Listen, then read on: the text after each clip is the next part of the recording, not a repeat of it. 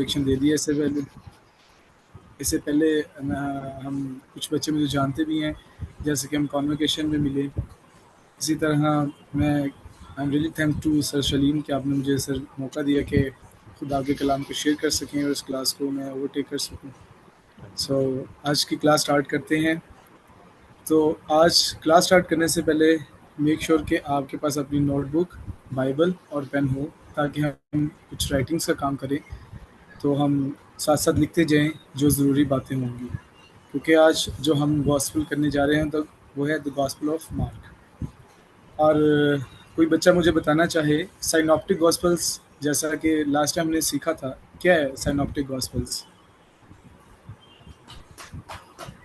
Gospel of Matthew, Mark and Luke, इन तीनों को साइनॉप्टिक गॉस्पेल। साइनॉप्टिक गॉस्पेल्स कहते हैं, ठीक हो गया। और जो मार्क है वो है मैथ्यू के बाद, मत्ती, Marcus. Yes, mark is a second gospel. तो आज हम उसी के ऊपर बात करेंगे। तो अभी हम इसकी पहले सरसरी जायज़ा देखेंगे कि ये है क्या। इसका आपको पता है ऑथर जो है वो मार्क ही है, ठीक है। तो हम देखते हैं इसका जो सरसरी जायज़ा है। मतलब कहा जाता है कि अगर हम देखें तो ये बरनबास का कज़न है मरकस, और ये यरूशलेम में रहता था। और ये यरूशलेम में रहता है और ये पॉल के साथ मिशनरी सफ़र में भी रहा है। और देखें तो मरकस की इंजील बाकी अनाजील से छोटी है, इसके 16 अबवाब हैं बाकी की निस्बत।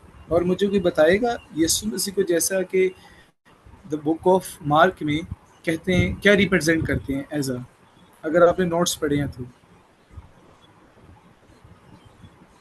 जी क्लास, एनीवन मुझे बताएं कि यीशु मसीह को एज अ रिप्रेजेंट क्या करें। जैसे अगर हम देखें द बुक ऑफ मैथ्यू में यीशु मसीह को किंग और एज अ मसाया रिप्रेजेंट किया गया है। तो बुक ऑफ मार्क में यीशु मसीह को एज अ क्या रिप्रेजेंट किया गया है? मेरे साथ रहे ताकि मुझे पता चले कि आप एक्टिव हैं। कोई भी मुझे जवाब दे सकता है। जी सर, दुख उठाने वाला खुदा का बेटा प्रेजेंट किया। ज़बरदस्त। और इसमें ये भी ठीक आपने कहा है, लेकिन इसमें एक ज़बरदस्त कामिल खुदा और कामिल इंसान भी इसे कहा गया, ठीक है। खुदा का दुख उठाने वाला खुदा का बेटा भी कहा गया, मतलब कामिल इंसान और कामिल खुदा भी इसे कहा गया। तो आप इसे लिख सकते हैं। इसके टोटल जो चैप्टर्स हैं वो 16 हैं, और इसमें जो टोटल वर्सेस हैं ये 678 हैं। आप इसमें इसको मेंशन कर सकते हैं, ठीक है जी। जी क्लास, आप लिख रहे हैं मेरे साथ? सर वर्सेस बताइएगा। वर्सेस, जी वर्सेस इसकी हैं 678, टोटल चैप्टर हैं 16। ये इसका सरसरी सा जायज़ा था कि हमें पता चले हम कौन सी किताब पढ़ रहे हैं और ये किताब किसके मुतालिक है, क्यों लिखी गई है, ठीक है। तो बढ़ते हैं अपने आज की टॉपिक की जानिब, द बुक ऑफ मार्क, ठीक है।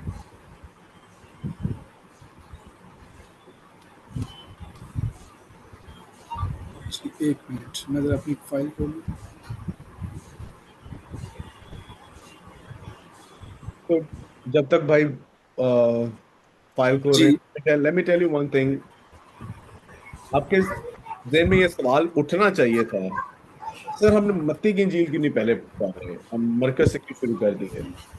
और जब हम इंजील मुतवाफिका की बात करते हैं, सन ऑफ द गॉस्पेल, जिसको उर्दू में हम इंजील मुतवाफिका की बात करते हैं, तो कैनन यानी बाइबल मुकद्दस में जो आपकी तरतीब है, इट कम्स मत्ती, मरकस, लूका, यूहन्ना।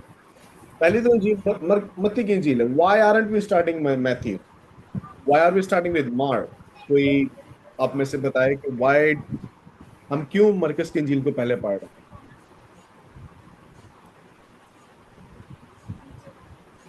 एनीवन?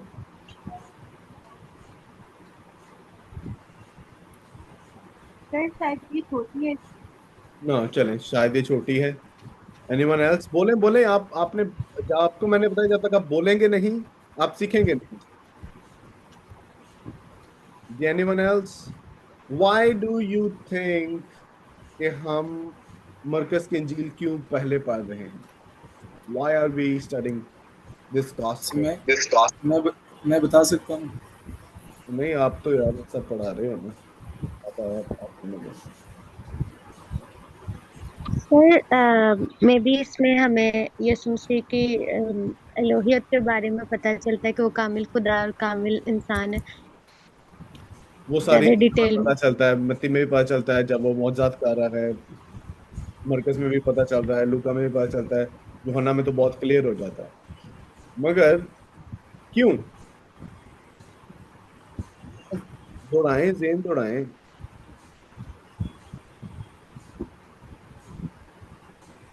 चलें आपको सादे तरीके से बता देता हूँ। क्रोनोलॉजिकली, तारीखी एतबार से सबसे पहली जो इंजील लिखी गई थी वो मरकस की इंजील थी। यस, ठीक है, इसलिए हम सबसे पहले मरकस की इंजील देखें, इसके बाद हम मत्ती की इंजील देखेंगे, और उसके बाद लूका की इंजील देखेंगे, क्योंकि ये क्रोनोलॉजिकल ऑर्डर है, तारीखी ऑर्डर है। मत्ती की इंजील पहले नहीं लिखी गई थी। मत्ती की इंजील सिर्फ इसलिए सामने रखी गई है, हम सीखेंगे मत्ती की इंजील के सेक्शन में, क्योंकि मत्ती की इंजील इसलिए लिखी गई क्योंकि पीछे सारा पुराना अहदनामा यहूदियों के मुतालिक था, इसराइल के मुतालिक था, और मत्ती अपनी इंजील में ओल्ड टेस्टामेंट कोटेशन सबसे ज्यादा यूज करता है।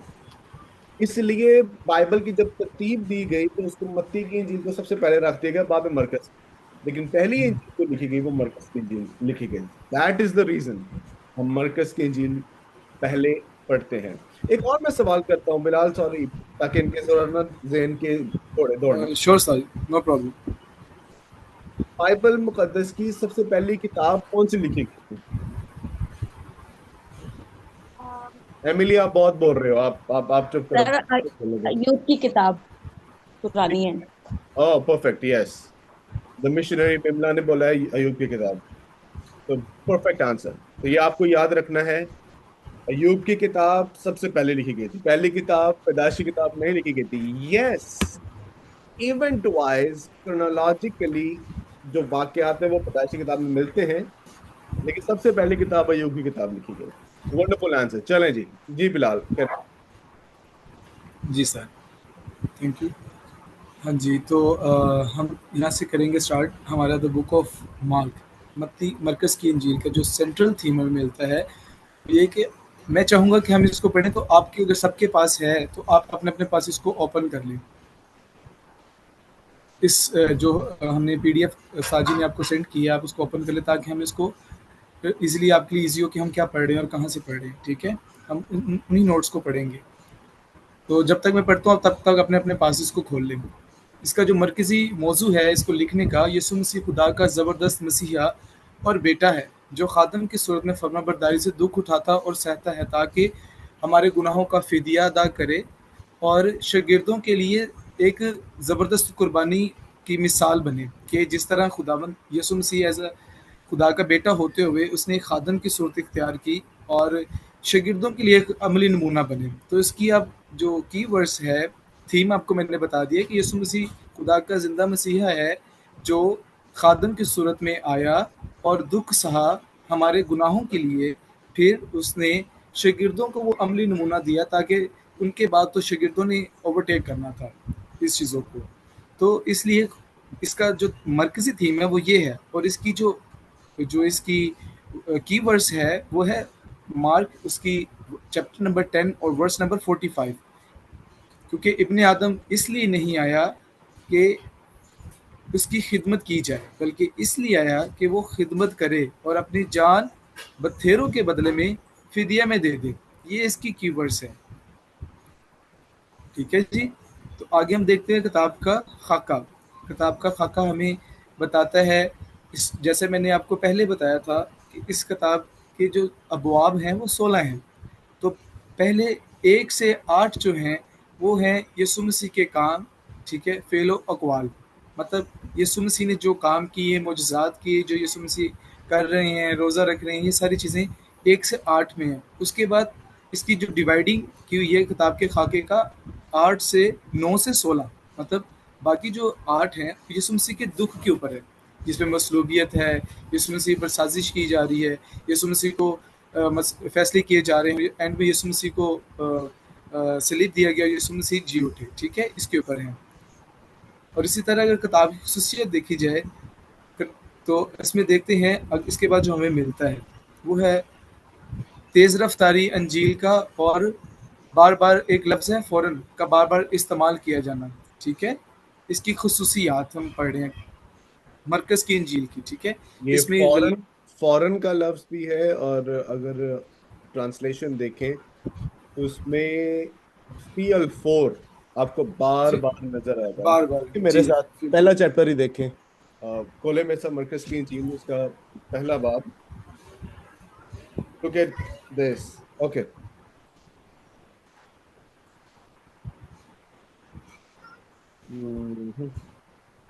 ये मरकज की इंजील का पहला बाब आप निकालें जी, और उसकी 10वीं देखें। और लिखे, और जब वो पानी से निकल कर ऊपर आया तो PL4 उसने आसमान को फटते और रूह को कबूतर की मानद अपने ऊपर उतरते देखा। 12वीं देखें, और PL4 रूह ने उसे बियाबान में भेज दिया। फिर आगे देखें आप, कम डाउन, यस, 18वीं देखें, वो कहता है वो PL4 जाल छोड़कर उसके पीछे हो गए। सो PL4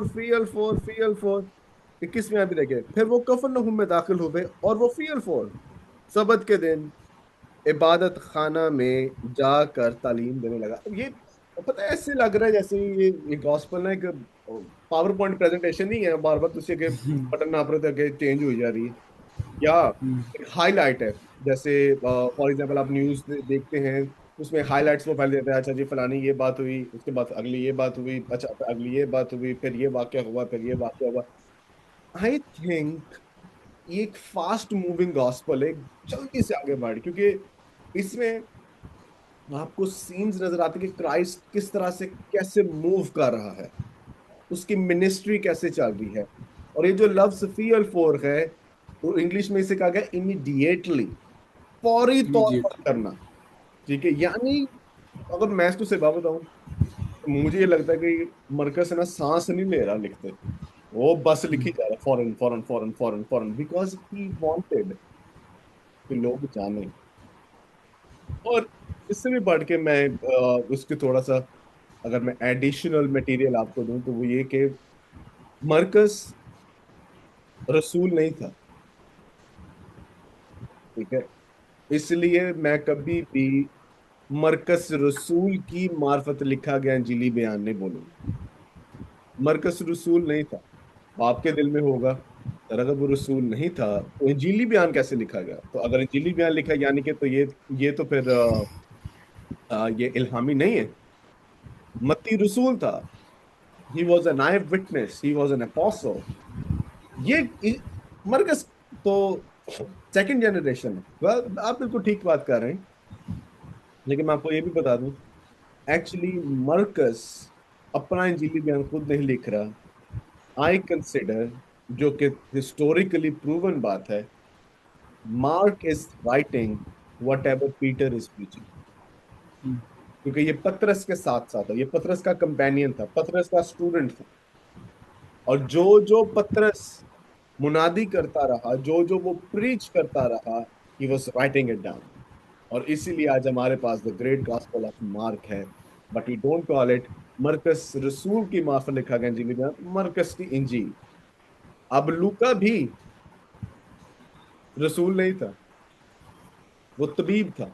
तो मैं कभी नहीं कहूंगा लूका रसूल की मार्फत लिखा गया इंजीली बुक, लूका तबीब की मार्फत लिखा गया इंजीली बुक। इससे फर्क कुछ नहीं पड़ता। सिर्फ ये बात जान ले, थियोलॉजिकली एरर करने से बेहतर है मत्ती की इंजील उसका 10वां बाब उसकी 22वीं आयत, मरकस की इंजील उसका 15वां बाब उसकी 10वीं आयत। लेकिन थियोलॉजिकली रॉन्ग ना दें आगे लोगों को, क्योंकि मरकस रसूल नहीं था। तो मार्क आई इसलिए आपको समझ लग रही है क्योंकि वो सुन रहा है पतरस को प्रीच करते हुए। तो मैं इसको सही बात बताऊं तो मैं इसको द गॉस्पेल ऑफ पीटर भी कहना पसंद करूंगा, क्योंकि असल में लिखा तो पीटर ने है। तो वो सन पीटर ठहरा क्योंकि वो पीटर की प्रीचिंग को वो लिख रहा है। Carry on, wonderful. ओके, तो हम अभी पढ़ रहे हैं किताबी खसूसियात। तो इसमें हमने पहले जैसे साजी ने बड़ी अच्छी तरीके से क्लियर कर दिया, तो इसके सेकंड पॉइंट मिलता है गलील पर जोर। मतलब फोकस करना, फोकस ऑन गलील।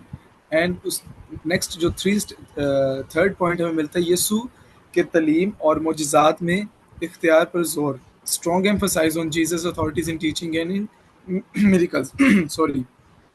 उसके बाद है चौथा पॉइंट हमें मिलता है इस किताबी खसूसियात में, मसीहाई राज यीशु लोगों को खामोश रहने का हुक्म देता है। वो देखेंगे जब इसमें देखते हैं तो पतरस ने जब कहा कि तू मुझे क्या समझता है, तो उसने कहा तू मसीह है, तो उसने कहा उसे थोड़ी देर के लिए चुप रहने के लिए कहा, तू मुझे जाहिर ना कर। पांचवा मिलता है हमें है वो दुख के तवील तफसील और क़यादत की मुख्तसर तफसील मिलती है, lengthy passion narrative and brief resurrection narrative. आगे बढ़ें तो मरकज़ की इंजील एक मौका पर हमें कुछ खबर की, जैसे कोई बंदा खबर दे रहा है उस तरह एहसास देती है।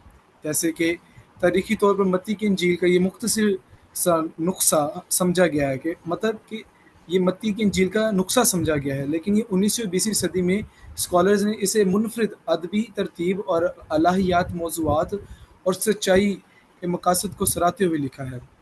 अगर आप देखें जैसा कि हमने एक लफ्ज़ पढ़ा है फिल फॉर, तो मरकस की इंजील में इसे यूनानी लफ्ज़ इस्थियोसिस यानी इसका मतलब फिल फॉर, इसको 42 बार मतलब 42 टाइम्स ये रिपीट हुआ है, और मत्ती की इंजील में ये 5 टाइम रिपीट हुआ है और लूका में सिर्फ एक बार आया है।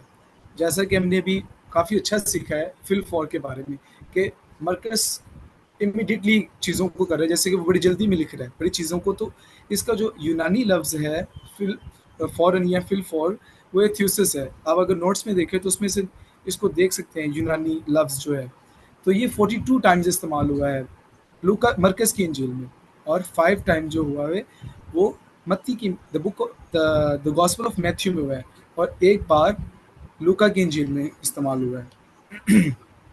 इसी तरह मरकज़ी इसके वाक़यात और तरतीब हैं। अभी हमने जैसे पढ़ा है बुक के अहम मौज़ूआत और अदबी अंदाज़ भी पढ़ लिया है। अब इसकी अगर वाक़यात और तरतीब की तरफ जाएँ तो खिदमत की इब्तिदा हमें नज़र आती है, शिफा नज़र आती है, बदरूहों का अखराज नज़र आता है। लिटरेसी स्टाइल में देखें ना तो ऑर्डर ऑफ इवेंट देखें तो बीइंग अ मिनिस्ट्री आती है, हीलिंग आती है, एक्सॉर्सिज्म आता है कि बदरूहों का खराज कैसे हुआ आप देखते हैं। तो इसमें बाद मजहबी रहनुमाओं का तनाज़रा आता है जिसमें यीशु मसीह अपने सवालात, जिसमें फ़की और फरीसी यीशु मसीह से सवालात करते हैं, यीशु मसीह उन्हें जवाबात देते हैं, और तमसीलें नज़र आती हैं, साजिश, मसलूब होना यीशु मसीह का, और मौत और क़यामत। ये सारी चीज़ें हमें इस बुक के वाक़यात की तरतीब को बताते हैं, द बुक ऑफ मार्क की। इसी तरह अगर हम देखें इसको मज़ीद अगर देखें तो इसके अगर 3 बाब okay, let me take it from here. एक ओके बहुत ही इंपॉर्टेंट कॉन्सेप्ट है जो कि आई थिंक मार्कन थियोलॉजी में बहुत इंपॉर्टेंट है। मैं एक बुक आपको दिखाना चाहता हूँ, इनफैक्ट 2 बुक्स आपको दिखाता हूँ। I don't have it here. एक मैं आपको बुक दिखाता हूँ विच आई हैव।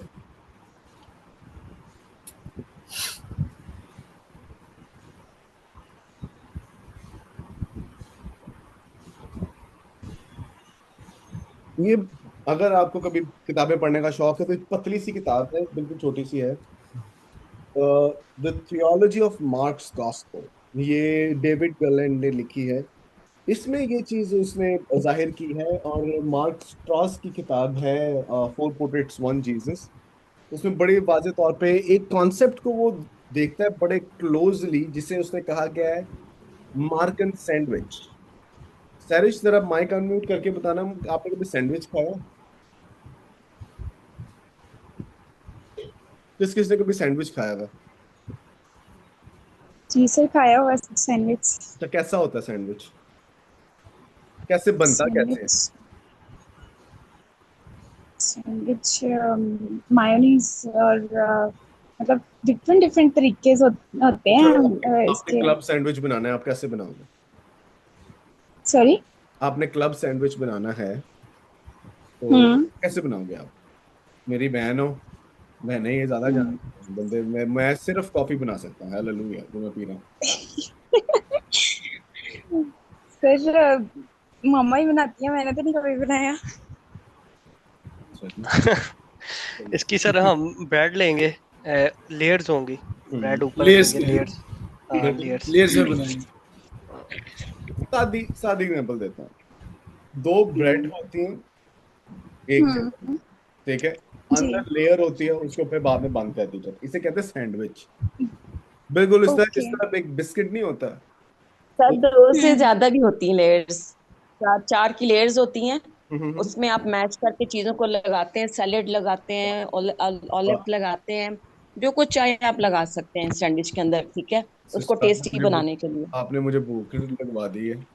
मैं तो भी हाँ जी, मैं तो लेकिन मैं बनाती मैं हूँ मैं बच्चों के इस लिए। टाइम अपनी बेड टाइम, इसे बेड टाइम नहीं, मैं चेयर टाइम कॉफी ले रहा हूँ, और तो मैंने ब्रेकफास्ट भी नहीं किया। वंडरफुल। दैट ये मैं कॉन्सेप्ट आपको चाह रहा था कि आप समझ पाए। ब्रेड दोनों हिस्सों में होती है, पहला और दूसरा सेम होती है ब्रेड, ठीक है। मार्कन सैंडविच भी ऐसे है। मार्कन सैंडविच क्या है कि अगर मार्क ने एक थीम को शुरू किया है, तो वो उस थीम को शुरू करने के बाद एंड भी उसको करा, लेकिन सेंटर में कोई एक डिफरेंट वाक्य डाल दिया। जरा देखिए मेरे साथ, मरकस की इंजील, हम 4 एग्जांपल्स देखेंगे इसकी। मरकस की इंजील 3रा बाब, उसकी 20वीं आयत।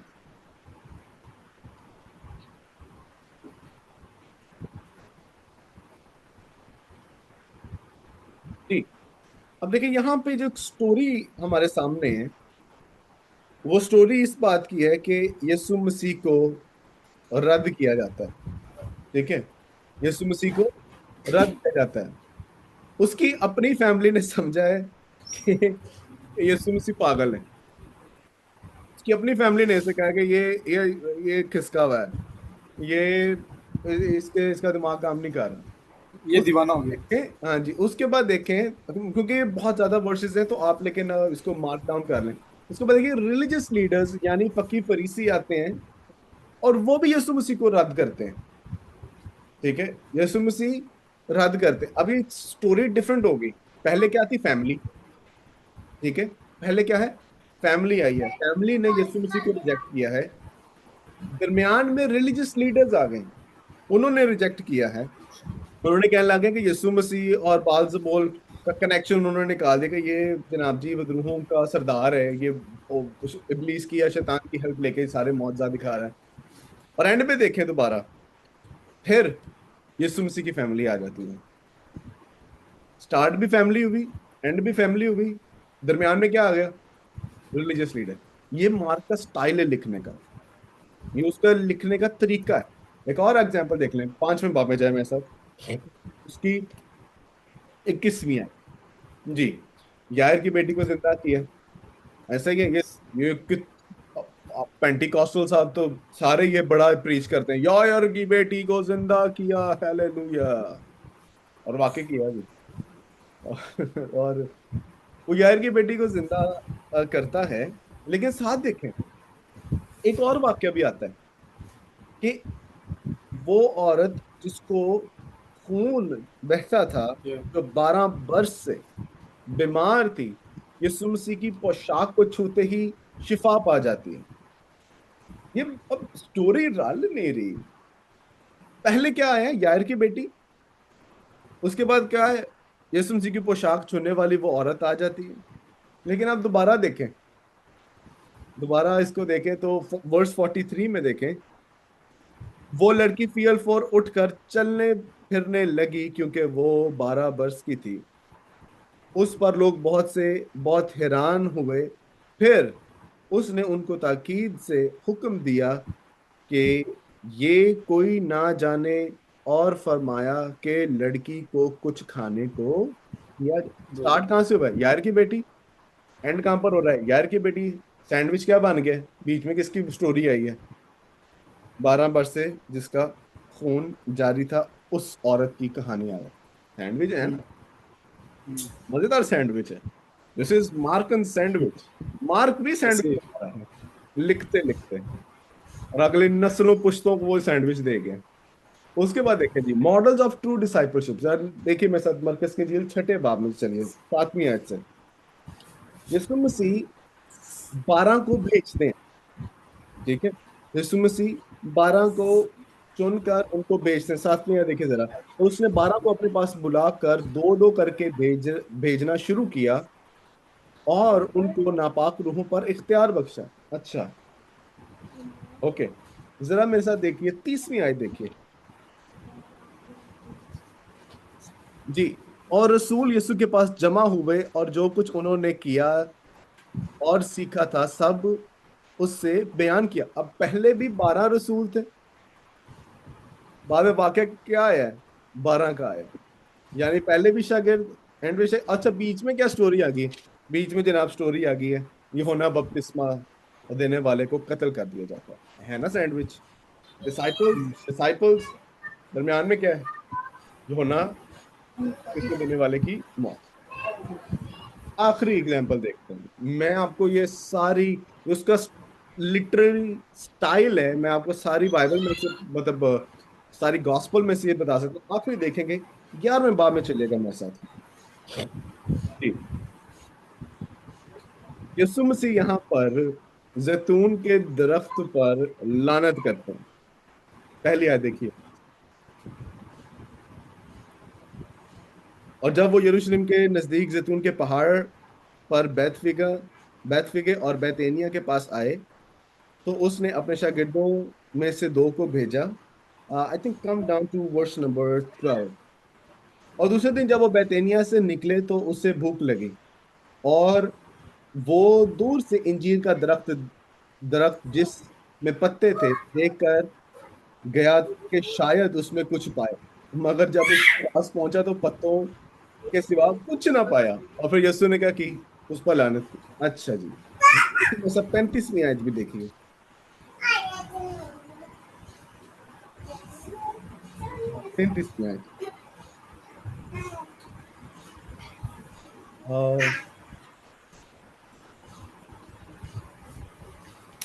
यस, 37वीं आयत 33। ओके। बस उन्होंने जवाब में यीशु से कहा, हम नहीं जानते। यीशु ने उनसे कहा कि मैं भी तुमको नहीं जानता, उनके कामों, नहीं ये नहीं है। और let me wait for a second. ये मैंने इसका रेफरेंस ही गलत लिखा है। 12 20, ये मैं इसको सही करता हूँ। तो आप अगर देखें इसमें, इस अंजीर के दरख्त पर लानत करने के बाद यीशु मसीह कहाँ पे गए, 15वीं आयत से आगे देखें, यीशु मसीह हैकल में जाता है और हैकल की जाकर वहां पर सफाई करता है, अच्छी खासी सफाई करता है। और सफाई करने के बाद जब वापस आ रहा होता है, हाँ 20वीं आयत मैंने गलत लिख दिया है, अपने नोट्स में इसको चेंज कर लें। 11वें बाब की 12वीं आयत से 20वीं आयत तक यीशु मसीह ने अंजीर के दरख्त पर लानत की, यीशु मसीह हैकल में गए, फिर जब वापस आ रहा है, फिर सुबह वो जब उधर गुजरे तो उस इंजीर के दरख्त को जड़ से सूखा हुआ देखा।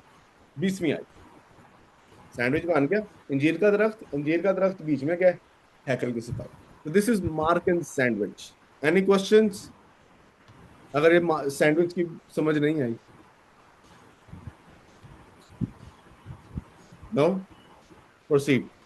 चलो जी, जोसन बिलाल भाई आगे लो। हमने मार्क एंड सैंडविच को अच्छी तरह से समझ लिया है कि उसके अंदर किस तरह से उसने मतलब इवेंट्स को उसने करके, तो जैसे हमने एक डिसाइपल की एग्जांपल ली है कि उसके अंदर सब आगे ऊपर भी एग्जांपल डिसाइपल के, नीचे भी एग्जांपल डिसाइपल की, तो इस तरह बढ़ते हैं आगे। The gospel of Mark can be divided in 2 parts. इसको 2 हिस्सों में तकसीम किया गया है। Jesus authority as a mighty Messiah and son of God, मतलब मरकज की अंजील में यीशु मसीह को बहैसियत मसीहा और ज़ोरावर खुदा का बेटा करार दिया गया है। अगर ज़ोरावर बेटा और खुदा का देखते हैं तो वो तलीम, शिफा और बदरूओं का अखराज और तूफ़ान पर काबू और मुर्दों को ज़िंदा करने की हैसियत रखता था, एज ए मसीहा और खुदा का बेटे होने के हैसियत से। और पतरस का इकरार और उसकी शनाख्त की तस्दीक, अगर हम देखें मरकज़ की अंजील उसका 8वां बाब और उसकी 30वीं आयत में, मैं पढ़ता हूँ आपके साथ। 8:30 जी। फिर उसने सर जी इसका भी थोड़ा सा रेफरेंस का फ़र्क था, ये 27 से होगा। फिर यीशु ने इसके शागिर्दों को कैसरिया और फिलिप्पी के गांव में चले जाओ और वो राह में अपने शागिर्दों से पूछा कि लोग मुझे क्या कहते हैं। उन्होंने जवाब में दिया कि यूहन्ना बपतिस्मा देने वाला, बाज़ एलिया और बाज़ नबियों में से कोई। उसने उनसे पूछा, मतलब पतरस से पूछा, लेकिन तुम मुझे क्या कहते हो? पतरस ने जवाब में उससे कहा, तू मसीह है। फिर उसने उसको ताकीद की कि मेरी बाबत ये किसी से ना कहना। मतलब हम देखते हैं कि पतरस का इकरार उसकी हमें मिलता है। यीशु बहैसियत, अब आगे, पहले हमने ये सारी चीज़ें पढ़ी हैं। यीशु बहैसियत खुदा का बेटा है और मसीहा है। अब उसने जो कि दो हिस्सों में तकसीम किया है, तो उसका सेकंड पार्ट हमें मिलता है, यीशु बहैसियत दुख सहने वाला खादम। क्योंकि गॉस्पेल ऑफ मार्क दो चीज़ों पे डिपेंड है, फुली गॉड और फुली मैन। तो अब फुली मैन के बारे में हम सीखेंगे। यीशु खादम के तौर पर सलीब पर जाता है ताकि दुनिया के गुनाहों का फिदिया अदा कर सके। ठीक है जी। आप इसको, इसका मरकज़ उसका 10 बाब उसकी 45 आयत कोई भी पढ़ सकता है। मरकज़ 10:45।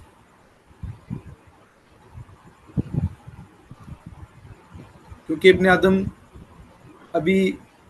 आदम भी इसलिए नहीं आया कि खिदमत दे, सॉरी 45,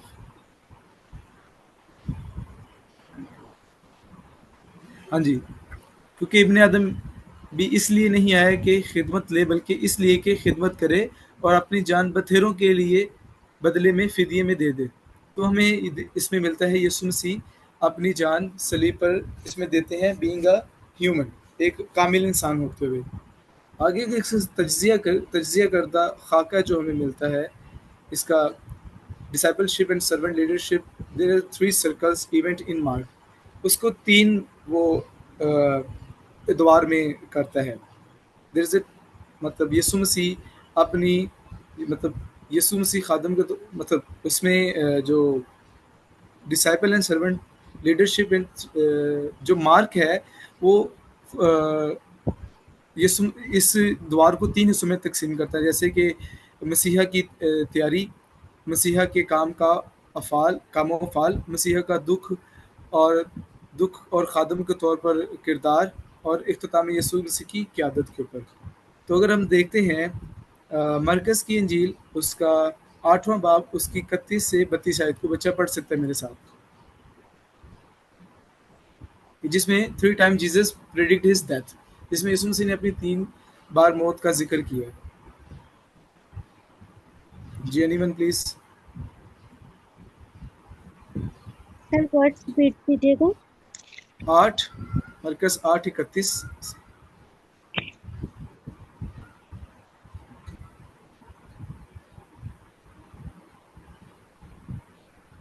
जी। फिर वो उनको तालीम देने लगा कि जरूर है कि इब्ने आदम बहुत दुख उठाए और बुजुर्ग और सरदार काहन और फकिया उसे रद्द करे और वो कत्ल किया जाए और 3 दिन के बाद जी उठे। आमीन। जी उठे, आमीन। इसी तरह अगर हम वर्स नंबर 32 में भी देखें तो उसमें भी ये कहते हैं, इसने ये बात साफ साफ कही और पतरस इसे अलग ले जाकर उसे मुलामत करने लगा, मगर उसने मुड़कर अपने शागिर्दों पर नगाह करके पतरस को मलामत कहा और कहा, शैतान दूर हो, मेरे सामने से दूर हो, क्योंकि तू खुदा की बातों का नहीं बल्कि आदमियों की बातों का ख्याल रखता है। मतलब यीशु मसीह ने इसमें जब अपनी मौत की प्रेडिक्शन की, अपनी मौत के बारे में बताते हैं बार बार, जो मरकस है उसने इसको 3 द्वार में इसको किया कि यीशु मसीह अपनी मौत के बारे में 3 दफ़ा प्रेडिक्शन करते हैं। आप हवाला जात लिख सकते हैं, इसके अंदर है। और दूसरी में जो मिलती है साइकिल मिलता है, each time the disciple respond with pride और मिसअंडरस्टैंडिंग, ये शागिर्द और खादम की क़यादत, ठीक है, शागिर्दों का फ़ख्र और गलत फहमियाँ। आप देखते हैं, अगर आपने इस मरकज़ की इंजील को पढ़ा है, कि पतरस की सरजनिश और उसके बाद अजीम बहस और बादशाही में आला मुकाम कौन हासिल करेगा, जैसा कि आपने पढ़ा हो तो मिलता है कि वो कहते हैं कि दाईं तरफ हो बाईं तरफ कौन बैठेगा, इस तरह। उसके बाद जो तीसरा हमें सर्कल मिलता है, Jesus follow with teaching about servanthood and cross the bearing discipleship. मतलब बादशाह में आला सॉरी यीशु मसीह की तालीम, ठीक है, सलीब उठाना, टेक अप योर क्रॉस, और the first shall be last, पहला अव्वल आखिरी हो जाएंगे, और खादम की क़यादत, सर्वेंट लीडरशिप, ये हमें सारे मिलते हैं। अगर हम पढ़ें 8 बाब 34 से 38 आयत, पढ़ते जाएंगे साथ साथ कि आप लिखेंगे। साजी ये लिखवाएंगे, पढ़ें, इनको पढ़ा लें। जी जी, इनको ये लिखवाएं कि इनको पढ़ाएं, ये जो रेफरेंस काफ़ी ज़्यादा है ना। Just read it by yourself जल्दी जल्दी से। ओके जी, तो अगर देखिए जो हमें तीसरा सर्कल मिलता है उसका 8 बाब मरकस 8 और उसकी 34 से 38 आयत में, ठीक है। फिर उसने भीड़ को अपने शागिर्दों समेत पास बुलाकर उनसे कहा, अगर कोई मेरे पीछे आना चाहे तो अपनी खुदी से इनकार करे, अपनी सलीब उठाए और मेरे पीछे हो ले। ये टेक अप योर क्रॉस, ये इसको हम यहाँ से देखते हैं क्योंकि ये तीसरा सर्कल में मिलता है जो मरकस ने इसके अंदर बयान किया है। पहला सर्कल मिलता है यीशु मसीह ने अपनी मौत की 3 दफ़ा निशानदही की, उसके रेफरेंसेस उस नोट्स के अंदर हैं। अगर आप बोलना चाहते हो तो लिखना चाहते हो तो मैं आपके लिए बोल देता हूँ। जो दूसरी प्रेडिक्शन, दूसरा सर्कल मिलता है कि शागिर्दों के दरमियान जो है वो एक शागिर्दों का फ़ख्र और गलत फहमियाँ हैं। और तीसरा में जो मिलता है वो सर्कल मिलता है कि यीशु मसीह तालीम देते हैं शागिर्दियत पर और डिसाइपलशिप पर, कि अगर आप असल में हकीकी शागिर्द हैं तो आपको अपनी खुदी का इनकार करना पड़ेगा और आपको अपनी सलीब उठानी पड़ेगी, और जो अव्वल हैं वो आखिर हो जाएंगे। जैसा कि ऊपर है कि बड़ा कौन है बादशाह में, तो खुदा यीशु मसीह ने इसको भी, इस बात को जाहिर किया मरकस 9 बाब और उसकी 35 से 37 आयत में देखते हैं। फिर उसने 9 बाब, फिर उसने बैठकर उन 12 को बुलाया और उनसे कहा, अगर कोई अव्वल होना चाहे तो सब में पिछला और सबका खादम बने।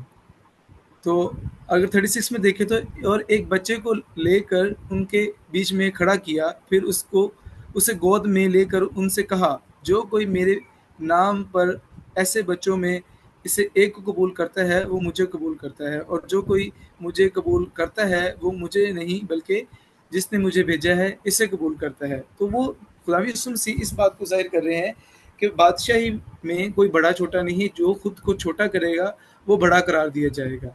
सर्वेंट और लीडरशिप की भी इस तरह हमें मिलती है। इसमें मिसाल जो देखते हैं लीडरशिप एंड सर्वेंट, वो चैप्टर नंबर 10 to 45 है। कोई बच्चा पढ़ेगा मेरे साथ प्लीज?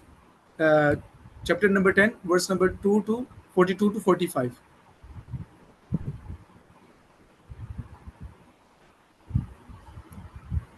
हेलो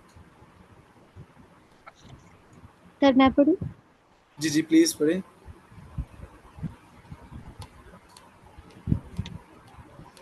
मरकस 10:22 आयत से, नहीं 42 से, chapter number 10 verse number 42 to 45। 42, okay sir जी 42 से। मगर यीशु ने उन्हें पास बुलाकर उनसे कहा, तुम जानते हो कि जो गैर कौमों के सरदार समझे जाते हैं वो उन पर हुकूमत चलाते हैं और उनके अमीर उन पर इख्तियार जताते हैं, मगर तुम में ऐसा नहीं है, बल्कि जो तुम में बड़ा होना चाहे वो तुम्हारा खादम बने, और जो तुम में अव्वल होना चाहे वो सबका गुलाम बने। क्योंकि इब्ने आदम भी इसलिए नहीं आया कि खिदमत ले, बल्कि इसलिए कि खिदमत करे और अपनी जान बतेरों के बदले फिदिया में दे। आमीन। देखिए इसमें भी खुदा यीशु मसीह ने बात की कि जैसे कि मैं इसका जो मरकज़ की इंजील का मेन थीम वो यही है कि कामिल खुदा और कामिल इंसान, ठीक है।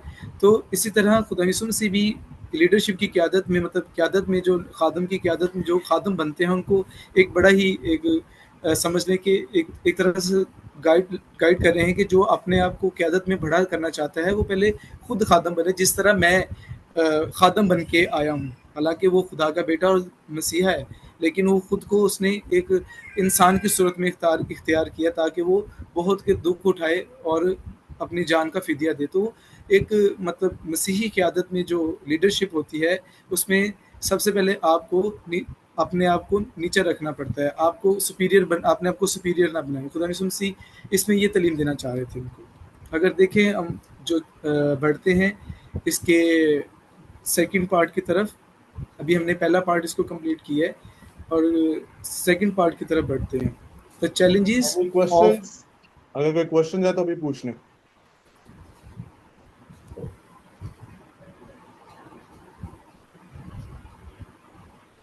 जी क्लास।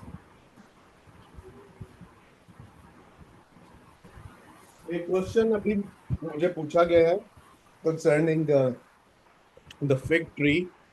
वो वाक्य है जो आपने अभी पीछे स्टडी किया मार्क एंड सैंडविच में, और मैं भी अभी सैंडविच ही खा रहा हूँ। तो let me take out the reference.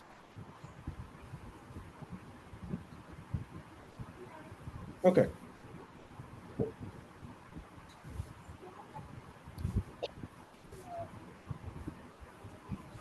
ये इंजीर के दरख्त वाला वाक्य है, और हमने मार्क 11 में देखा 12 से 20 तक कि किस तरह से यीशु उस अंजीर के दरख्त पर लानत करता है। एमिली ने क्वेश्चन किया मुझसे, और बहुत ही वैलिड और सही क्वेश्चन किया, जो कुछ लोग कहते हैं कि उस टाइम पे तो सीजन ही नहीं था अंजीर जी का, तो लानत क्यों की, सूखा ही होगा। वेल,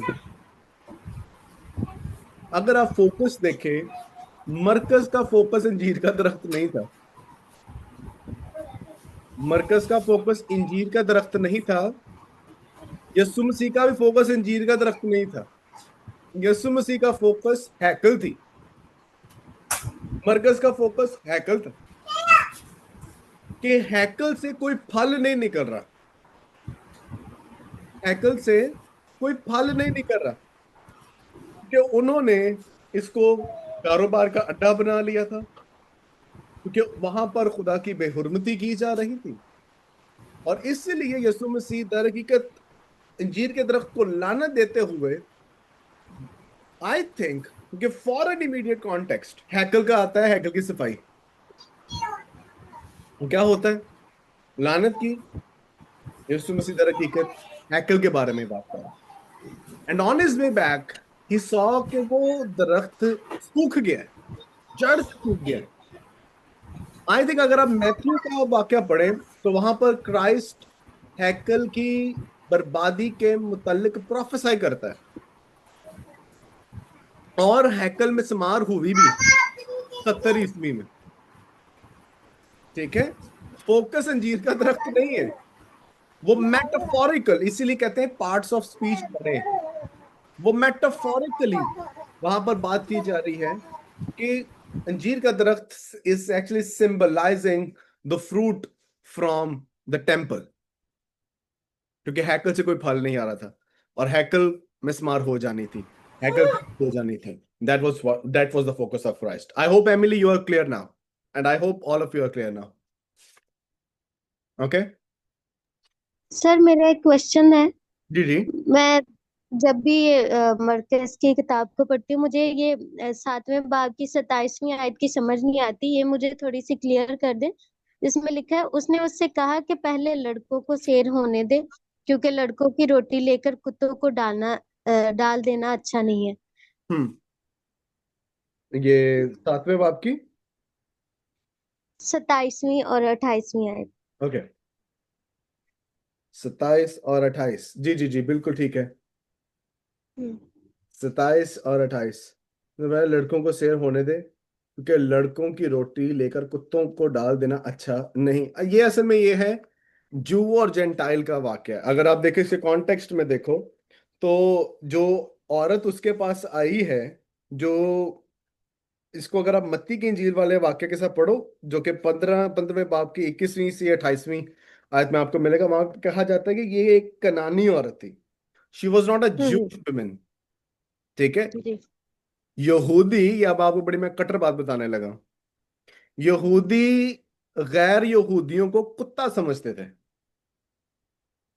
हम्म ठीक है, वो नापाक समझते थे गैर यहूदियों को, और इसीलिए वो हाँ यहाँ जी। पर ये कह रहे हैं कि लड़कों को शेर होने दे, यानी पहले यहूदियों को शेर होने दे, क्योंकि उनके लेकर कुत्तों को रोटी डालना यानी गैर अक़वाम को डालना वो अभी ज़ेबा नहीं है, वो अभी अच्छा नहीं है। ठीक है, उसने उसे जवाब में कहा हाँ।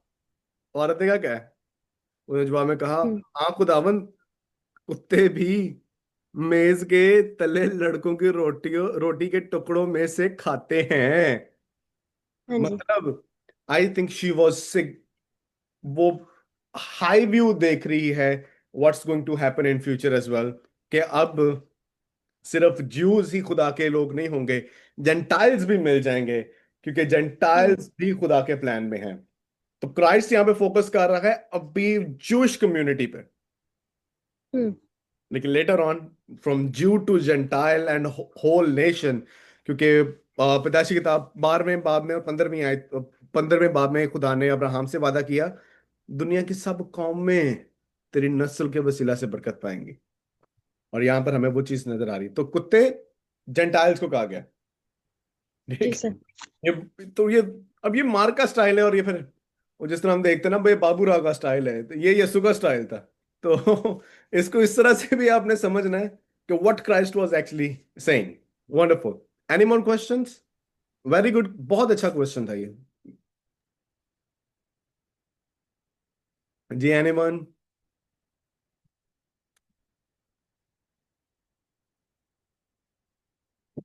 कोई और क्वेश्चन? फिर मैं क्वेश्चन करूंगा, फिर ये सोच लेना। नहीं है? चले आगे बढ़ते हैं।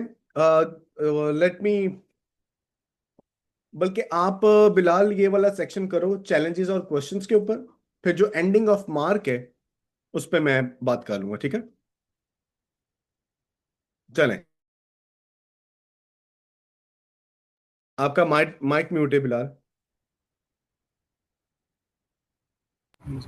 जी, तो जो सेकंड हमें इसका हिस्सा मिलता है वो है यीशु मसीह को इख्तियार और चैलेंजेस। जो यीशु मसीह, अभी जब यीशु मसीह को चैलेंजेस हुए तो यीशु मसीह ने फिर उसमें भी, क्योंकि वो कामिल खुदा था, वो फकीर और फरीसियों की सारी साजिशों को जानता था।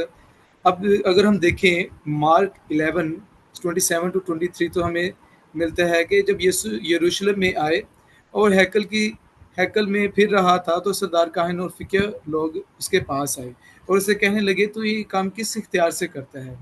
या ये यीशु मसीह को चैलेंज था जब वो यरूशलेम में है। अगर हम जो दी गई हमें इसके मुताबिक देखते हैं, तो ये किस ने तुझे इख्तियार दी कि इन कामों को करे? यीशु ने उनसे कहा, मैं तुम्हें एक बात पूछता हूँ, तुम जवाब दो, मैं तुमको बताऊंगा कि इन कामों को किस इख्तियार से करता हूँ।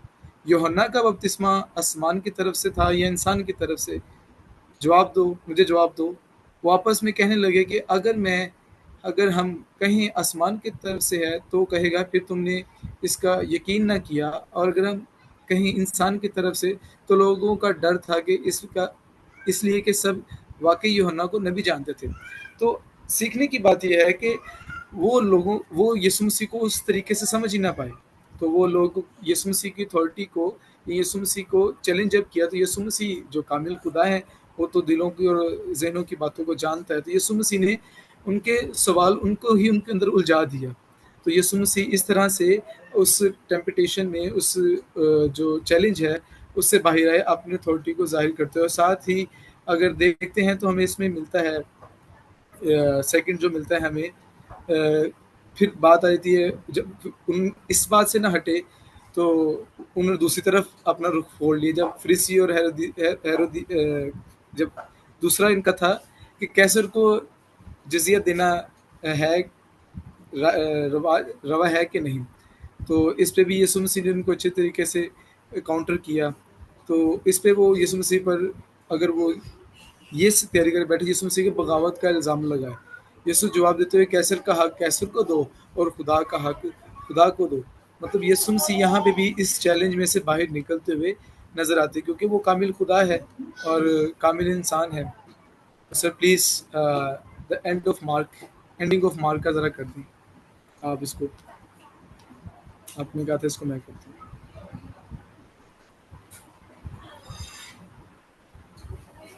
जी, लगता सर नहीं है।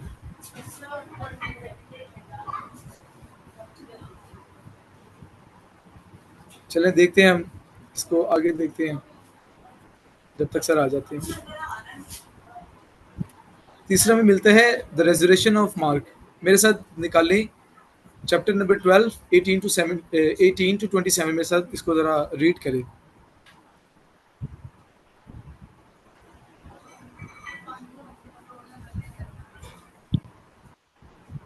हेलो क्लास, जी आर सर। You there? मैं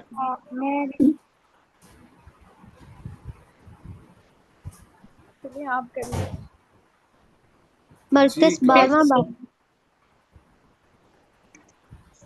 फिर सदूकियों ने जो कहते हैं कि साथ में क़यामत मैंने जरा नहीं मिलकर होगी, उसके पास आकर उससे ये सवाल किया। मरकस 12 उसकी 18 से 27 आए थे। बिलाल को ही कोई मैं पढ़ रही इसको हूँ। रीड करने में मेरे साथ हेल्प करे। जी मेरी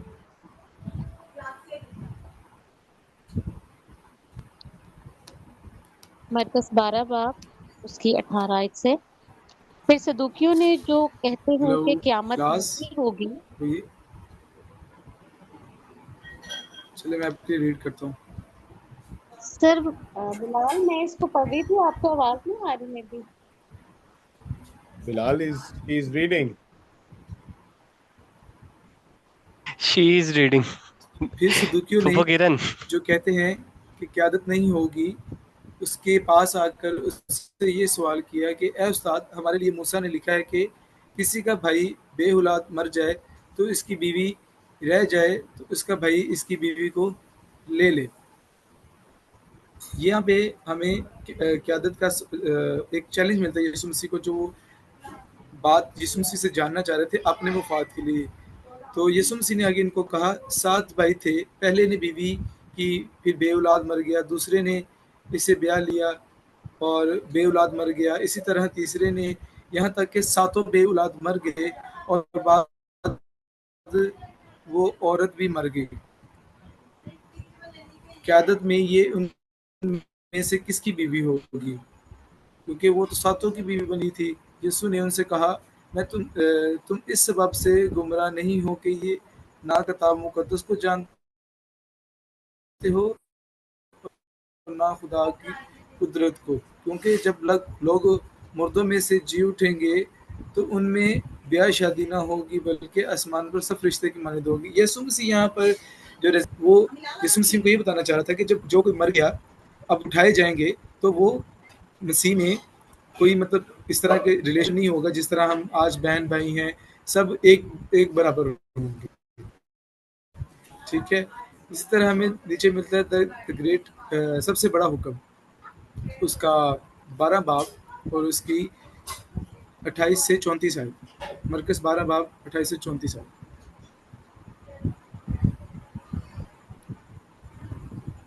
जब यीशु ने देखा कि उसने दनाई से जवाब दिया तो उससे कहा, तू खुदा की बादशाही से दूर नहीं। और फिर उसने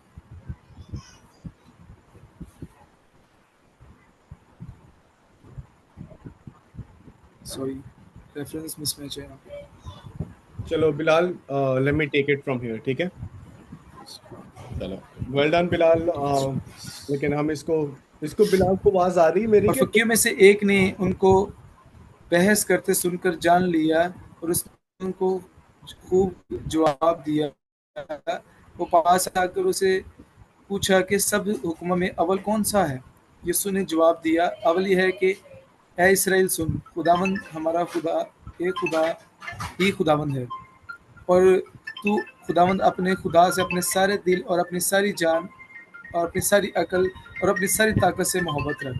ये खुदावंद यीशु मसीह ने उन्हें हुक्म दिया क्योंकि वो खुदावंद यीशु मसीह को मुख्तलिफ पैंतरों के साथ आजमा रहे थे।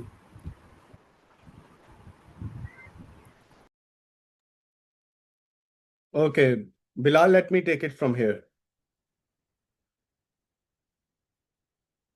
Okay जी। So जब हम इसमें हम आगे बढ़ते हैं और let me share the document as well, ताकि आपको डॉक्यूमेंट से अगर किसी कोई नोट्स बना रहा है तो वो आपके लिए इजी हो जाए। ओके,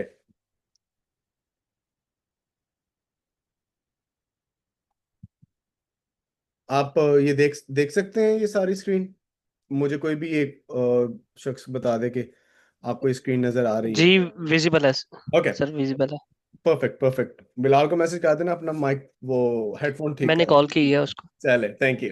ओके, सो जब हम यहाँ पे देख रहे हैं, so it is actually the challenge. Challenge यहाँ पर हुआ क्या है? चैलेंज यीशु मसीह की, मैं एक बात बताऊं आपको, उसकी लाइफ और मिनिस्ट्री चैलेंज से भरी हुई थी।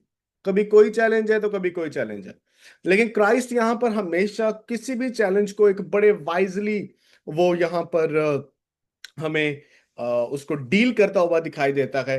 यीशु मसीह की के इख्तियार पर चैलेंज किया गया, और उसके इख्तियार पर फरीसियों ने, सदूकियों ने, काहिनों ने, और जितने भी वहां पर रिलीजियस अथॉरिटीज थी, उन्होंने उसके इख्तियार पर सवालात उठाए, लेकिन यीशु मसीह ने उसको दिया। फिर बाद में हमें टैक्स यानी जिजिया, आज आप भी टैक्स देते हैं, मैं भी टैक्स देता हूं, टैक्स दे दे हम लोग रह गए। लेकिन यीशु मसीह ने क्या कहा? जो कैसर का है वो कैसर को दो, जो खुदा का है वो खुदा को दो। And then we see resurrection के मुतालिक कि किस तरह से, बिकॉज सदूकी एक ऐसा फिरका था जो रेजरेक्शन के ऊपर बिलीव नहीं करता था। ये आप चीज अपने नोट्स नोट्स में ऐड कर लें। एक वहां पर आपको दो बड़े फिरके नजर आ रहे हैं, फकीही और फरीसी, सॉरी, फरीसी और सदूकी। फरीसी और सदूकी। सदूकी सिर्फ पहली पांच कुतुब को मानने वाले थे, लेकिन फरीसी पूरी की पूरी तनाख यानी 39 बुक्स जो आज आपके पास मौजूद हैं उसको मानने वाले थे। एंड यहां पर हम देखते हैं कि सदूकी, they did not believe in the resurrection, और इसलिए यीशु मसीह से उन्होंने ऐसे सवालात किए। सो मैं आपकी अब अटेंशन दिलवाना चाह रहा हूं एंडिंग ऑफ मार्क के ऊपर। आप में से निकालिए जरा मरकस की इंजील उन 16वां बाब 9वीं आयत से 20वीं आयत तक। मरकस की इंजील 16वां बाब 9वीं आयत से 20वीं आयत तक। मगर ये जो अभी मैं आपसे बात करने वाला हूं, मुझे आपसे ये श्योरिटी चाहिए कि आप ये खुले आम पुलपट पे प्रीच नहीं करेंगे। ठीक है, खुले आम पुलपट पे आप ये प्रीच नहीं करें, क्योंकि बहुत से लोग इस बात को समझ नहीं पाएंगे, और बहुत से लोग इस बात से शकूक व शबाहत में भी जा सकते हैं।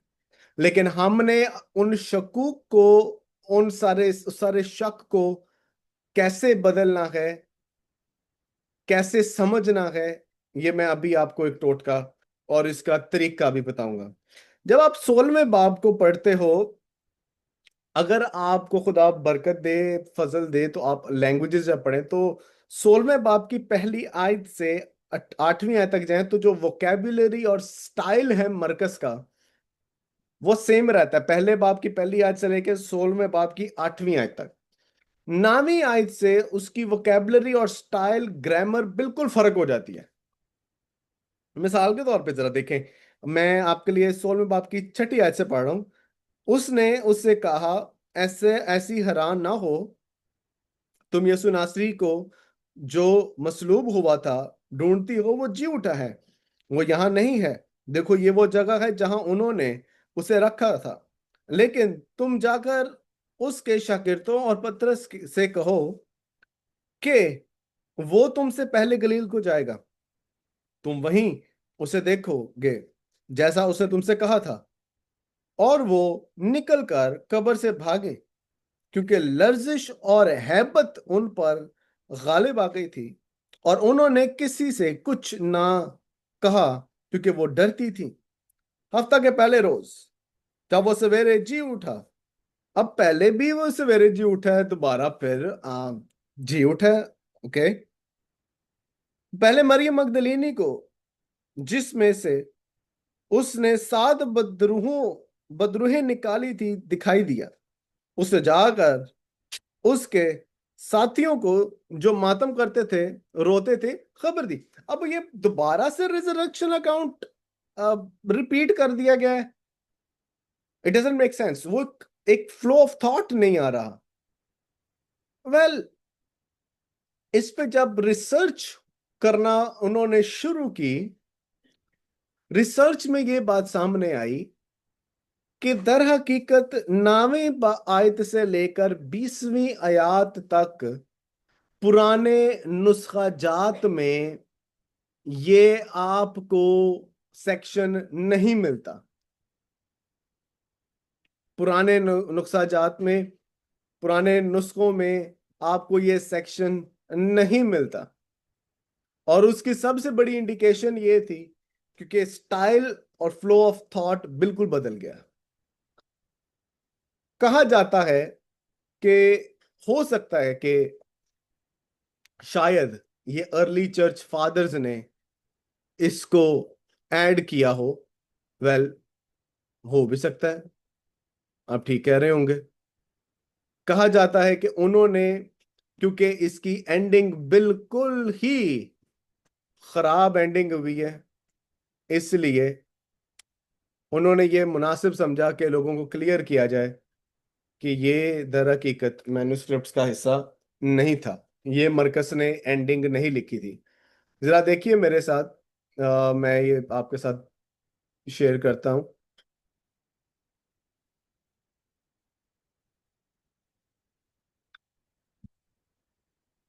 जी, आपको ये नजर आ रहा है?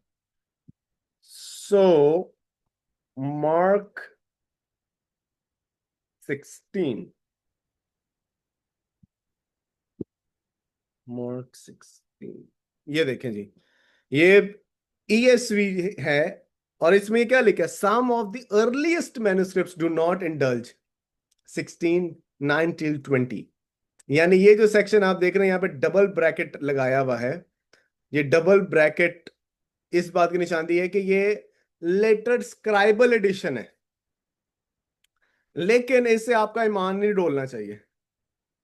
लेकिन इससे आपका जो ईमान है वो नहीं इधर उधर हो, क्योंकि अगर आप देखें इससे पहले ही यीशु मसीह की के जी उठने की गवाही दे दी गई है, पहली आयत से 8वीं आयत तक।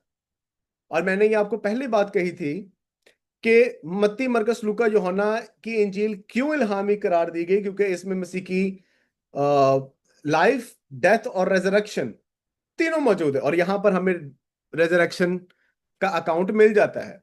अगर आप ग्रीक वाली साइड पे चले जाएं तो ये मार्क 16, ये देखें जी, यहां पे भी 9वीं आयत से ये 2 ब्रैकेट नजर आ गए। ये ठीक है, यहां पे भी आपको 2 ब्रैकेट्स नजर आ गए हैं। तो ये कि जो पुराने मैन्युस्क्रिप्ट्स हैं उसमें ये चीज मौजूद नहीं थी। अब मैन्युस्क्रिप्ट्स होते कैसे हैं वो भी मैं आपको दिखा देता हूं।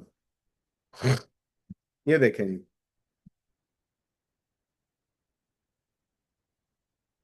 ओके, ताकि मैं आपको मैन्युस्क्रिप्ट्स दफा दिखा दूं ताकि पता चले कि मैन्युस्क्रिप्ट्स होते क्या हैं।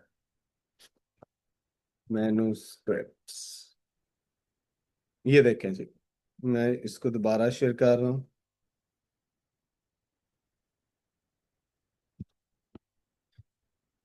ये देखें जी, ऐसे होते थे Greek manuscripts of the Bible, ऐसे मैन्युस्क्रिप्ट्स होते थे। ये नुस्खा जात ऐसे लिखी गई थी, आपके ये सारे बाइबल ऐसे लिखी गई थी। और जब इन्होंने खोज की, देखेंगे कि यहां से ये टू उखड़े हुए हैं क्योंकि ये पेपायरस पे लिखे गए थे। तो आई आई एम कन्विंस्ड कि मरकस ने ये सेक्शन नहीं लिखा, लेकिन क्योंकि हमें पूरी जो थियोलॉजी चाहिए वो ऑलरेडी हमारे पास मौजूद थी, और वो हमें नजर आती है कि मसीह यसू जी उठा है। हालेलुया, मसीह जी उठा है। और ये इस बात की दलील है, ये इस बात को साबित करती है कि मरकस की इंजील गैर इल्हामी नहीं है, मरकज की इंजील इल्हामी इंजील है। आमीन। Let's move forward. और हम इस पे मैं ज्यादा बहस नहीं करना चाहता, ना मैं बात करना चाहता हूं, बस आपके नोटिस में मैंने इसको देना था कि इसको आपने इस तरह से भी समझना है। ओके, चले जी। अब इसके जरा कुछ थियोलॉजिकल थीम्स हम स्टडी कर लेते हैं कि what are some theological themes. जब हम थियोलॉजिकल थीम्स की बात करते हैं तो सबसे पहला जो आपको थीम नजर आता है वो है किंगडम ऑफ गॉड। मैंने आपको बताया कि मत्ती मरकुस लूका की इंजील किंगडम ऑफ हेवन, ये किंगडम ऑफ गॉड पे बात करती हैं, लेकिन यूहन्ना की इंजील हमेशा की जिंदगी का फ्रेज या वर्ड इस्तेमाल करता है। अब किंगडम ऑफ गॉड यानी खुदा की बादशाही को हम दो तरीके से समझ सकते हैं। नंबर वन, ये बादशाही फ्यूचर में होगी, और ये ज्यूइश अंडरस्टैंडिंग ऑफ किंगडम उसके साथ बड़ा मैच करता है। मिसाल के तौर पे जरा देखिए मेरे साथ मरकस की इंजील उसका 13वां बाब,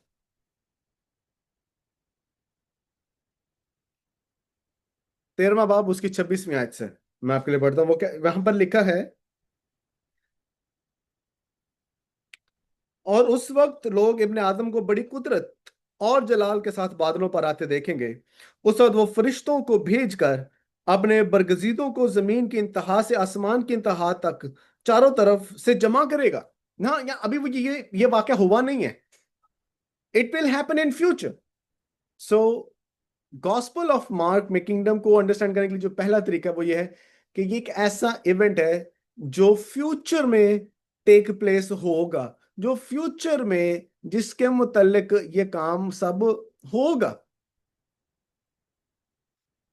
और this teaching of future establishment ये इस बात की दलील है कि खुदा अपनी हुकूमत को दोबारा से एस्टेब्लिश करेगा।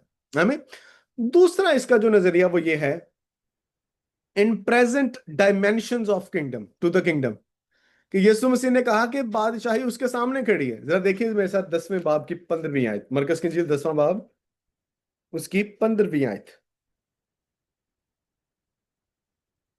वो कहता है, मैं तुमसे सच कहता हूं कि जो कोई खुदा की बादशाही को बच्चे की तरह कबूल ना करेगा वो उसमें हरगिज दाखिल ना होगा।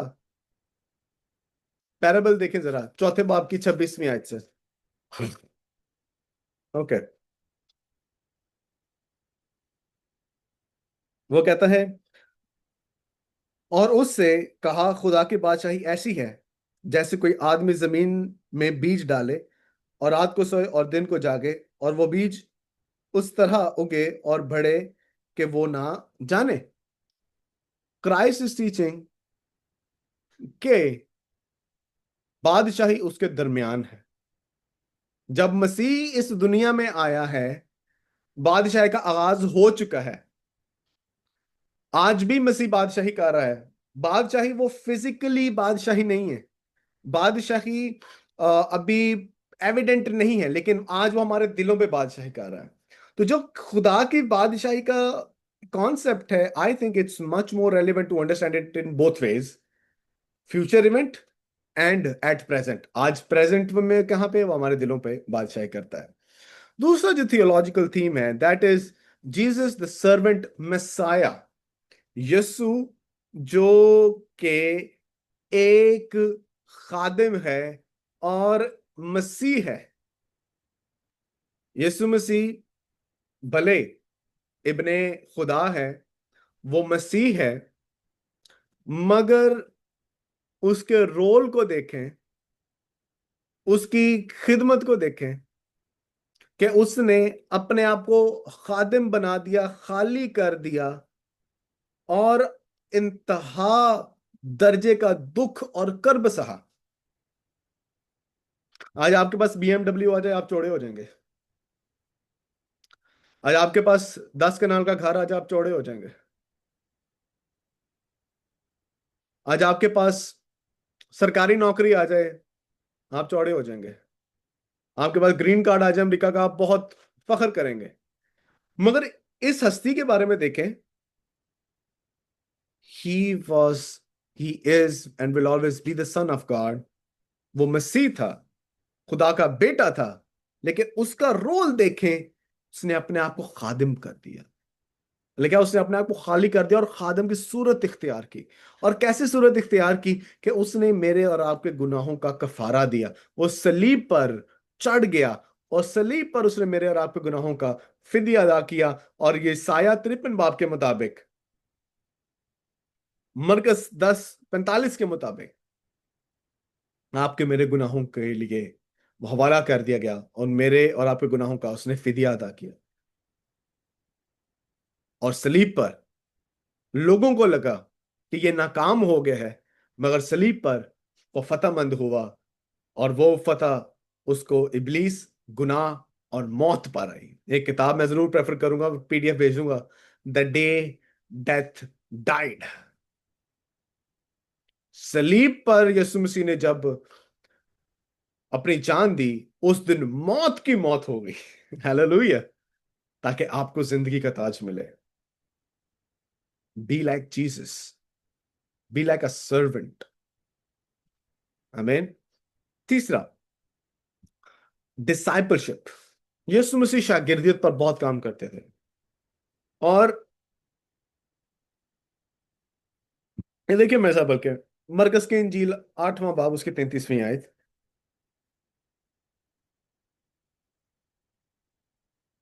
मगर उसने मुड़कर अपने शागिर्दों पर निगाह करके पतरस को मुलामत की और कहा, अये शैतान, मेरे सामने से दूर हो, क्योंकि तू खुदा की बातों का नहीं बल्कि आदमियों की बातों का ख्याल करता है।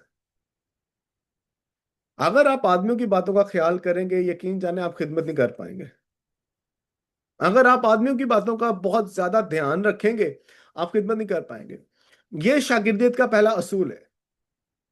आज लोग शागिर्दियत की बात करते हैं, लेकिन कभी शागिर्दियत को डिफाइन नहीं किया। मैं शागिर्दियत को डिफाइन इस तरह से करता हूं, शागिर्दियत का अमल एक लाइफ लॉन्ग अमल है, जिसमें एक शख्स जो ईमानदार है, वो मसीह के कद के अंदाजा तक पहुंचने की कोशिश करता है और मसीह की का हम शक्ल बनने की भी कोशिश करता है, मगर खुदा के कलाम, दुआ और कलीसियाई रफाकत के वसीला से। यह शागिर्दियत है। आज डिसाइपलशिप की बात करते हैं, डिसाइपलशिप डिफाइन नहीं करते कि व्हाट इज डिसाइपलशिप। लोग कहते हैं we are doing discipleship training. What do you mean by discipleship training? आप उनको ट्रेन क्या कर रहे हो? बाइबल स्टडी को डिसाइपलशिप ट्रेनिंग बना दिया गया है।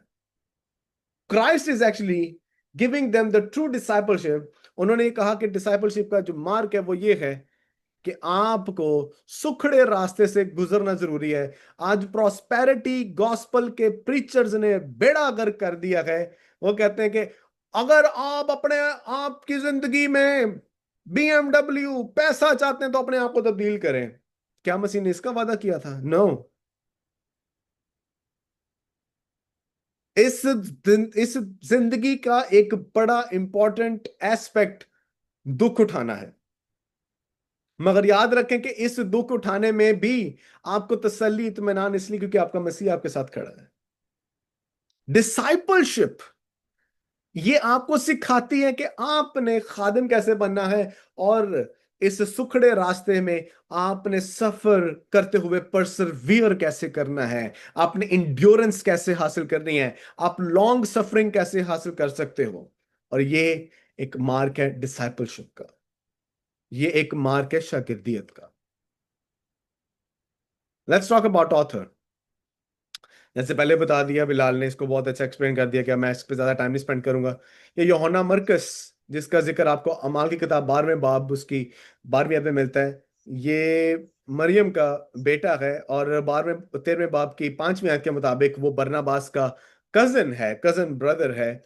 और पौलुस रसूल के पहले मिशनरी जर्नी में बरनबास या यूहन्ना मरकस ये जाते हैं, लेकिन कोई उनके दरमियान कोई गलत फहमी हो जाती है, लड़ाई झगड़े हो जाते हैं, जिसकी वजह से मरकस पौलुस से जुदा हो जाता है। लेकिन बाद में पौलुस रसूल दूसरा तीमुथियुस 4 बाब की 11वीं आयत में यूहन्ना मरकस, जिसने इंजीली बयान लिखा है, उसको प्रेज भी करता है। और मरकस बाद में जब वो पौलुस रसूल से पीछे हट गया है, अलग हो गया है, तो मरकस ने पतरस की मदद करना शुरू कर दी। और पहला पतरस 5वें बाब की 13वीं आयत के मुताबिक पतरस उसको अपना बेटा मरकस कहता है। Isn't it wonderful? याद रखें, आज अगर आपको रिजेक्शन मिलती है तो उससे उससे आपको कुछ फर्क नहीं पड़ना चाहिए। क्राइस्ट को रिजेक्ट किया गया था, फिर इस इंजील के लिखारी को रिजेक्ट किया गया था, लेकिन क्राइस्ट एक्सेप्टेड था, मरकस भी एक्सेप्टेड था। इसलिए नेवर गेट डिसहार्टेड अगर आपको रिजेक्शन का सामना करना पड़ता है। रिजेक्शन, ये सफरिंग खुदा के जलाल का बाइस बने। ये सफरिंग, ये दुख उठाना खुदा के जलाल का बाइस बने और आप उसकी गवाही दें। अब मरकस ने ये इंजीली बयान लिखा कहां पे? Place of writing, it's I don't know इसे कहां पे लिखा है। मोस्ट प्रोबेबली इसे रोम में रहते हुए लिखा, क्योंकि रोमन क्रिश्चियन ऑडियंस है जिसको ये लिखता है। I date this gospel really early, यानी 50 से 53 ईस्वी के दरमियान मैं इस गॉस्पेल को डेट करता हूं, क्योंकि मैंने जैसे आपको पहले बताया कि मरकस की इंजील सबसे पहले लिखी गई, इसलिए मैं इसको 50 से 53 ईस्वी के दरमियान इसको मैं डेट करता हूं। अब इसको राइटिंग का पर्पस क्या था? वेल, जब हम इसके पर्पस की बात करते हैं, so one thing that you need to understand, one thing that you need to know, इसके 3 पर्पस है। Number 1, historical. हिस्टोरिकल क्या है? जो चश्मदीद गवाह हैं, जो रसूल हैं, वो वफात पा रहे थे और जरूरत थी कि यीशु मसीह के की शख्सियत और उसके काम का एक अच्छा रिकॉर्ड उनके पास हो। तो इसीलिए हिस्टोरिकल नैरेटिव को कलम बंद किया गया, ताकि अगली जनरेशन, जैसे आप और मेरे पास आज ये कलाम मौजूद है, हमारे पास पहुंचे। नंबर 2, क्राइस्टोलॉजिकल पर्पस क्या था? याद रखें, उस टाइम पे और आज भी बहुत से लोग यीशु मसीह का गलत नजरिया या तस्वुर रखते हैं, बहुत से लोगों का। कुछ लोग सिर्फ ये बयान करते हैं कि यीशु एक अच्छा इंसान है, कुछ लोग ये बयान करते हैं कि यीशु सिर्फ एक अच्छा नबी है। मगर क्राइस्टोलॉजिकल पर्सपेक्टिव्स या क्राइस्टोलॉजी, एक हाई क्राइस्टोलॉजी बयान करना, आई थिंक इसलिए भी मरकस ये इंजील लिखता है। उसके बाद प्रैक्टिकल कॉल के बारे में देखें। उसने रीडर्स को चैलेंज दिया है कि वो हकीकी शागिर्दियत में पढ़ें, क्योंकि उस वक्त रोमी मसीहियों पे बहुत सारी आफतें आई थी, इज़ारसानी से गुजरना पड़ रहा था। आज हमने भी उसी इज़ारसानी से गुजरना है, इंड्योर करना है, परसिवियर करना है, उसे सहना है, और उस जलाल वाले खुदा की हमने गवाही बननी है, उसको जलाल देना है। पौलुस के बारे में देखें, पौलुस और सिलास कैद खाना में है, but they are praising God, they are worshipping God. Why is that? Because they were enjoying in their suffering. Nehru की वजह से, जो रोमन एम्परर नेहरू है, उसकी वजह से मसीहियों पर, जो रोमी मसीही हैं, उन पर बहुत इज़ारसानी हो रही थी। और 64 एडी में उसने क्या किया कि उसने रोम में आग फैला दी और कहा कि जनाब जी मसीहियों की वजह से फैली, और रोम में से मसीहियों को निकाल दिया गया था। खैर, ये इंजील बहुत सर पहले। ये बुक भी है। जी जी सॉरी सर, जी जी, सॉरी मैंने आपकी बात काटी। ये बुक भी है जब रोम जल रहा था। बिल्कुल बिल्कुल बिल्कुल बिल्कुल। ये बहुत हाँ जी, अच्छा आपने और ये एडिशन। मूवी मूवी भी है ये इस पे। हाँ जी that's wonderful. I would like कि आप इसके अगर पिक्चर और लिंक अगर आप ग्रुप में शेयर कर दें, जी वैसे जी जी जी मेरे जी। इल्म में नहीं है। मेरे इल्म में यही है जो मैंने हिस्टोरिकल यहाँ पे बुक्स और रैकेट्स में पढ़ा है, कि नेहरू ने इंतहा कर दी थी, इंतहा, और उसने जी सर, प्रोसिक्यूट किया। मूवी मैंने भी देखी है ये नेहरू की नेहरू की देखी है? है। चलो, वंडरफुल। हाँ जी। आप तो मुझसे बड़े इल्म लाहे के माहिर निकले। सो that's wonderful. लेकिन सर सॉरी, आजकल ये जो नेटफ्लिक्स पे मूवीज वगैरह आ रही है ना, हम्म। इसमें ना कुछ उन्होंने अपने भी सीन डाले हुए हैं, तो इसलिए ना बड़ा बी केयरफुल, जो कोई भी देखे बिल्कुल बाइबल को सामने रखते हुए आप देखें। एग्जैक्टली कुछ लोग अपने क्योंकि सीन बनाते हैं। हाँ जी। यस, आई टोटली एग्री, क्योंकि उसकी सबसे बड़ी वजह भी ये है एक्चुअली। अगर आप देखें तो सीन्स डेवलप करना बहुत मुश्किल होता है, बहुत मुश्किल होता है। एक नैरेटिव आपके पास है, लेकिन उसमें से सीन्स को डेवलप करना, क्योंकि मेरी अरूज के साथ इस पे डिस्कशन भी हुई है, because she belongs to mass media as well. तो अगर आपके पास एक नैरेटिव मौजूद है, उसको सिनेमैटिक बनाने के लिए आपको कई चीजें ऐड करनी पड़ती हैं। जैसे मिसाल के तौर पर पैशन ऑफ क्राइस्ट है। आई रियली डोंट नो कि क्या इतना वाकई दुख दर्द सहा था यीशु ने, वैसे सहा तो होगा, लेकिन वो सिनेमेटोग्राफी वो इतनी ज्यादा है कि आप देखते ही रोने लग जाते हैं। So you need to be very careful, stick to what the Bible says, this is the authority. या ठीक है, stick to what the Bible क्योंकि जो सेज। जी जी क्योंकि ना सर ये दाऊद की बारे में मैंने जो भी मूवी नेटफ्लिक्स पे कोई, मैं थोड़ा सा सीन ही देखा, मैं वैसे नहीं देखती, तो उसमें ना वो दिखाएगा कि दाऊद पहले गया, वो उसने गिर गया, फिर वो गया, फिर वो, यानी कि इसने पहली दफा जाते ही कलाम में लिखा अपने पहला शॉट ही मारा तो वो गिर गया। लेकिन वहां पे दाऊद को उन्होंने बार बार दिखाया कि वो गिर गया, परेशान हो गया, खौफ खा गया।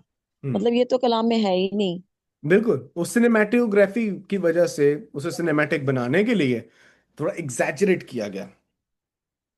ठीक है, stick to what the Bible says. और आई थिंक मूवी से ज्यादा बेहतर है, मैं ना एक किताब पढ़ रहा हूँ, whatever happen to the gospel of grace, इसके ऊपर एक किताब पढ़ रहा हूँ, तो उसमें बड़ी जबरदस्त उसने बात की। उसने कहा आज मूवियों ने और स्क्रीन ने इतना बड़ा ब्लंडर मार दिया है कि हम ना पढ़ पाते हैं, ना पढ़ना पसंद करते हैं, और चूंकि हम पढ़ना पसंद नहीं करते, हम सोचना पसंद नहीं करते। मैं स्क्रीन से ज्यादा टाइम पसंद करता हूं कि मैं पढ़ने में गुजार दूं। वजह, ताकि मेरी ये सोचने की कैपेबिलिटी हो। जब सोच ठीक होगी, आपका रवैया ठीक होगा। मरकस ये इंजील इसलिए भी लिख रहा है, आपको सोचने पे मजबूर करे। सोचो मसीहियो, सोचो।